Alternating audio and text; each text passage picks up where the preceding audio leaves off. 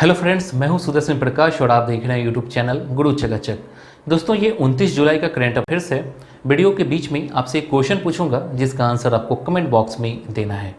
आज के current affairs का पीडीएफ आपको गुरु चकाचक के टेलीग्राम ग्रुप में मिलेगा। टेलीग्राम ग्रुप का लिंक डिस्क्रिप्शन बॉक्स में है। तो चलिए शुरू करते हैं। आज का पहला क्वेश्चन है, हाल ही में भारत ने नेबरहुड फर्स्ट पॉलिसी के तहत किस देश को 10 ब्रॉडगेज डीजल रेल इंजन भेंट किए हैं? चार ऑप्शन है, अफगानिस्तान, श्रीलंका, भूटान, बांग्लादेश। सही आंसर है डी, बांग्लादेश। हाल ही में भारत ने अपनी नेबरहुड फर्स्ट पॉलिसी के तहत बांग्लादेश को 10 रेलवे लोकोमोटिव सौंपे हैं। भारत ने इन इंजनों में बांग्लादेश रेल विभाग की आवश्यकता को ध्यान में रखते हुए बदलाव किए हैं। इनसे बांग्लादेश में यात्रियों की संख्या में इजाफा होगा और माल वहन में भी वृद्धि होगी। बांग्लादेश की राजधानी और सबसे बड़ा नगर ढाका है। वहाँ की मुद्रा टका है और प्रधानमंत्री शेख हसीना और राष्ट्रपति हैं अब्दुल हमीद। नेक्स्ट क्वेश्चन है, हाल ही में किस केंद्र शासित प्रदेश में मैकडेमाइजेशन प्रोग्राम का शुभारंभ किया गया है? चार ऑप्शन है, दादर एवं नगर हवेली, अंडमान निकोबार द्वीप समूह, दिल्ली, जम्मू कश्मीर। सही आंसर है डी, जम्मू कश्मीर। जम्मू कश्मीर में उपराज्यपाल गिरीश चंद्र मुर्मू के द्वारा मैकडेमाइजेशन प्रोग्राम का शुभारंभ किया गया है। यह प्रोग्राम वहां की बदहाल सड़कों के सुधारने के लिए शुरू किया गया है। गिरीश चंद्र मुर्मू ने केंद्र शासित प्रदेश की 11,000 किलोमीटर लंबी सड़कों सहित सभी सड़कों के 100% मैकडेमाइजेशन के लिए एक कार्यक्रम को मंजूरी दी है। इस विशेष कार्यक्रम की शुरुआत के लिए उपराज्यपाल ने लोक निर्माण विभाग को पहली किस्त के रूप में 200 करोड़ रुपए देने की भी घोषणा की है, ताकि प्रमुख सड़कों पर मैकडेमाइजेशन का काम जल्द शुरू हो सके। नेक्स्ट क्वेश्चन है, हाल ही में मौसम के पूर्वानुमान के लिए किस मोबाइल ऐप को लॉन्च किया गया है? चार ऑप्शन है, मौसम विज्ञान ऐप, मौसम इन्फो ऐप, मौसम ऐप, इनमें से कोई नहीं। सही आंसर है सी, मौसम ऐप। केंद्रीय स्वास्थ्य और परिवार कल्याण मंत्री डॉक्टर हर्षवर्धन के द्वारा मौसम मोबाइल ऐप लॉन्च किया गया है। यह मोबाइल एप्लीकेशन विभिन्न शहरों और स्थानों के मौसम के बारे में पूर्वानुमान और चेतावनी प्रदान करेगा। इस ऐप पर जानकारी दिन में 8 बार अपडेट की जाएगी और साथ ही अगले 7 दिनों के लिए मौसम का पूर्वानुमान व भारत के लगभग 450 शहरों के पिछले 24 घंटों की जानकारी प्रदान करेगी। यह लोगों को चेतावनी देने के लिए 5 दिनों में 2 बार लाल, पीले और नारंगी रंग के कोड के माध्यम से अलर्ट जारी करेगी। पृथ्वी विज्ञान मंत्रालय के 14वें स्थापना दिवस के अवसर पर यह ऐप लॉन्च की गई है। इस ऐप को International Crops Research Institute for Semi Arid Tropics, Indian Institute of Tropical Meteorology, Pune of Bharat Mausam Vigyan विभाग द्वारा डिजाइन और विकसित किया गया है। नेक्स्ट क्वेश्चन है, ट्यूनीशिया के नए प्रधानमंत्री कौन बने हैं? चार ऑप्शन है, रानिसा सिगदों, हिचेम मचीची, हबीब जेमली, यूसेद चाहेद। सही आंसर है बी, हिचेम मचीची। हाल ही में ट्यूनीशिया के आंतरिक मंत्री हिचेम मचीची को ट्यूनीशिया का नया प्रधानमंत्री नियुक्त किया गया है। उनकी नियुक्ति एलिस फकफक के स्थान पर की गई है, जिन्होंने हाल ही में मतभेदों के कारण इस्तीफा दे दिया है। हिचेम मचीची आंतरिक मंत्री होने के अलावा राष्ट्रपति सैयद की कानूनी मामलों के काउंसलर भी रहे हैं। इससे पहले वह परिवहन मंत्रालय में कर्मचारी के प्रमुख और सामाजिक मामलों के मंत्रालय में भी काम किया है। ट्यूनीशिया के राष्ट्रपति हैं के सैयद, इसकी राजधानी ट्यूनिस और यहाँ की मुद्रा है ट्यूनिसियाई दिनार।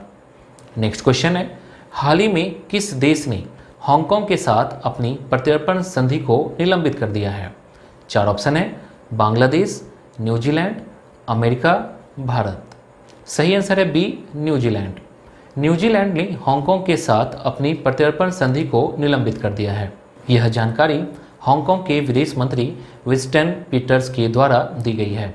चीन ने हांगकांग के लिए एक राष्ट्रीय सुरक्षा कानून पारित करने के फैसले के बाद न्यूजीलैंड ने कई अन्य बदलाव भी किए हैं। ऑस्ट्रेलिया, कनाडा और यूके सभी ने हांगकांग के साथ प्रत्यर्पण संधियों को निलंबित कर दिया था। हांगकांग में चीन का विवादास्पद नया कानून बीजिंग को वित्तीय क्षेत्र में अभूतपूर्व न्यायिक का अधिकार, बहुत गंभीर अपराधों पर चीनी क्षेत्राधिकार, विदेशी गैर सरकारी संगठनों और समाचार संगठनों की स्थिति की जांच व जूरी के बिना गुप्त परीक्षण एवं एक राष्ट्रीय सुरक्षा एजेंसी की स्थापना का अधिकार देता है। न्यूजीलैंड की राजधानी वेलिंगटन और सबसे बड़ा नगर ऑकलैंड है। यहाँ के प्रधानमंत्री जेसिंडा अर्डर्न है और मुद्रा न्यूजीलैंड डॉलर है। दोस्तों, आज के क्वेश्चन का आंसर आपको कमेंट बॉक्स में देना है। क्वेश्चन है, जलियांवाला बाग हत्याकांड कब हुआ था? क्वेश्चन है, जलियांवाला बाग हत्याकांड कब हुआ था? 4 ऑप्शन है, 11 अप्रैल 1919, 15 अप्रैल 1919, 13 अप्रैल 1919, 19 अप्रैल 1919। इनमें से एक ऑप्शन सही है, इसका आंसर आपको कमेंट बॉक्स में देना है। नेक्स्ट क्वेश्चन है, वर्ल्ड हेपेटाइटिस डे कब मनाया जाता है? 4 ऑप्शन है, 26 जुलाई, 27 जुलाई, 28 जुलाई, 29 जुलाई। सही आंसर है सी, 28 जुलाई। 28 जुलाई को प्रत्येक वर्ष विश्व हेपेटाइटिस दिवस के रूप में मनाया जाता है।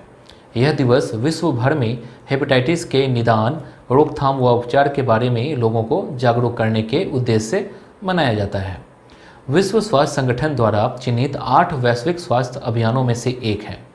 इस दिवस को मनाने के लिए विश्व स्वास्थ्य संगठन ने मई 2010 में प्रस्ताव पारित किया गया था। यह दिवस 28 जुलाई को प्रोफेसर वरुच ब्लूमबर्ग के जन्म दिवस के कारण मनाया जाता है। प्रोफेसर वरुच ने हेपेटाइटिस बी के वायरस की खोज की थी। इसके लिए उन्हें 1976 में औषधि श्रेणी में नोबेल पुरस्कार से सम्मानित किया गया था। हेपेटाइटिस शब्द ग्रीक भाषा के हेपार शब्द से बना है, जिसका अर्थ है यकृत मतलब लीवर, जबकि आइटिस का अर्थ है सूजन। हेपेटाइटिस के 5 प्रकार होते हैं, ए, बी, सी, डी और ई। इस वर्ष का थीम है हेपेटाइटिस मुक्त भविष्य। WHO का मुख्यालय जिनेवा स्विट्जरलैंड में है और इसके महानिदेशक हैं टेड्रोस अधनोम। नेक्स्ट क्वेश्चन है, किस राज्य द्वारा 2021 में खेलो इंडिया यूथ गेम्स के चौथे संस्करण की मेजबानी की जाएगी? 4 ऑप्शन है, हरियाणा, राजस्थान, महाराष्ट्र, असम। सही आंसर है ए, हरियाणा। हरियाणा 2021 टोक्यो ओलंपिक के बाद खेलो इंडिया यूथ गेम्स के चौथे संस्करण की मेजबानी करेगा। इसकी घोषणा मुख्यमंत्री मनोहर लाल खट्टर और केंद्रीय खेल मंत्री किरेन रिजिजू ने वीडियो कॉन्फ्रेंस के जरिए की। इन खेलों का आयोजन पंचकूला में किया जाएगा। इसमें सभी राज्यों से 10,000 से अधिक खिलाड़ी भाग लेंगे। हरियाणा के राज्यपाल हैं सत्यदेव नारायण आर्य और यहाँ के मुख्यमंत्री हैं मनोहर लाल खट्टर। नेक्स्ट क्वेश्चन है, किस केंद्र शासित प्रदेश ने रोजगार बाजार पोर्टल का शुभारंभ किया है? 4 ऑप्शन है, दिल्ली, चंडीगढ़, लक्षद्वीप, दमन और दीव। सही आंसर है ए, दिल्ली। हाल ही में दिल्ली सरकार द्वारा रोजगार बाजार नामक पोर्टल का शुभारंभ किया गया है। यह पोर्टल नौकरी की तलाश करने वालों और नौकरी देने वाले लोगों के लिए लॉन्च किया गया है। इसके तहत नियोक्ताओं को वेबसाइट पर जाकर अपनी आवश्यकताओं को अपडेट करना होगा और नौकरी की तलाश करने वाले व्यक्ति को भी पोर्टल पर जाकर अपनी योग्यता, अनुभव और आवश्यकता को अपडेट करना होगा। दिल्ली में कोविड-19 से प्रभावित हुई अर्थव्यवस्था को पुनर्जीवित करने के लिए रोजगार बाजार पोर्टल दिल्ली सरकार का एक प्रयास है।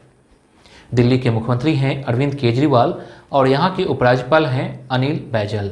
नेक्स्ट क्वेश्चन है, विश्व स्तरीय अत्याधुनिक सेहत परीक्षण प्रयोगशाला का शुभारंभ किस राज्य में किया गया है?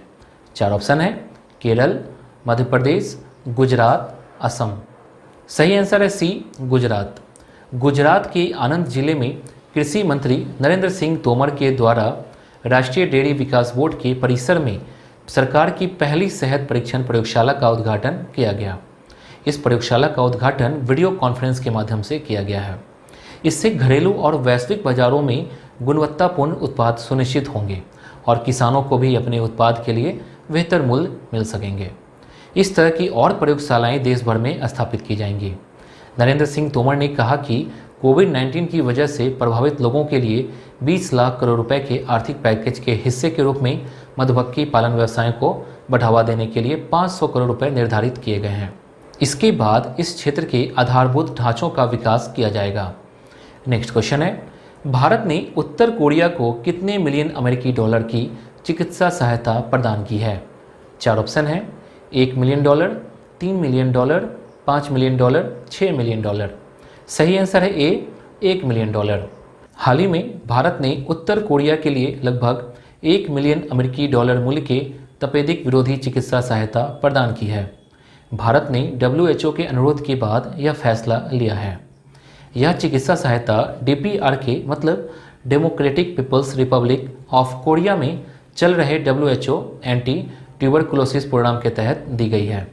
तपेदिक रोधी दवाओं की खेप को DPRK में भारतीय राजदूत अतुल मल्हारी गोतुसर्वे द्वारा WHO प्रतिनिधि की उपस्थिति में DPRK अधिकारियों को सौंप दिया गया। उत्तर कोरिया के सर्वोच्च नेता हैं किम जोंग उन। इसकी राजधानी है प्योंगयांग और इसकी मुद्रा है उत्तर कोरियाई वॉन। दोस्तों, कल मैंने आपसे एक क्वेश्चन पूछा था। क्वेश्चन था, वंदे मातरम गीत किसने लिखा था? 4 ऑप्शन दिए गए थे, रविंद्रनाथ टैगोर, बंकिम चंद्र चटर्जी, मोहम्मद इकबाल, शरत चंद्र चट्टोपाध्याय। इसका सही आंसर है बी, बंकिम चंद्र चटर्जी।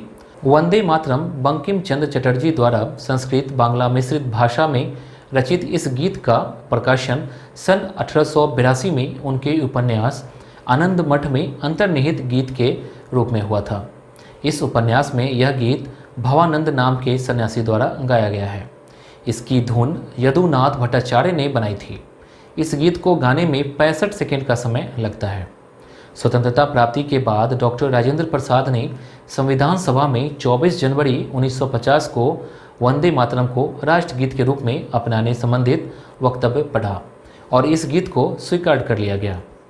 आज का क्वेश्चन मैं पहले ही पूछ चुका हूँ, फिर भी आपको यहाँ क्वेश्चन दिख रहा है। इसका आंसर आप कमेंट बॉक्स में दीजिए। तो दोस्तों, आज के लिए बस इतना ही। उम्मीद है कि ये वीडियो आपको पसंद आई होगी। पसंद आई तो वीडियो को लाइक कीजिए और अपने दोस्तों के साथ ये वीडियो शेयर जरूर कीजिए। अगर आपने चैनल को सब्सक्राइब नहीं किया है तो प्लीज़ कर लीजिए, साथ ही बेल आइकन पर प्रेस कर लीजिए ताकि नए वीडियो के नोटिफिकेशन सबसे पहले आपको मिल सके। Thank you.